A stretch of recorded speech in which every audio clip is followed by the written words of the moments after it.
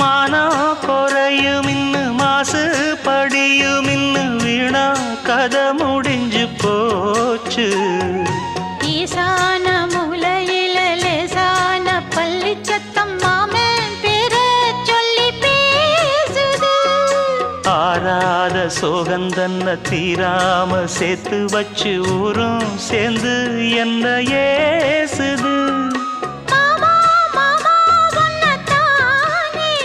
எண்ணி நானும் நாளும் தவித்தேனே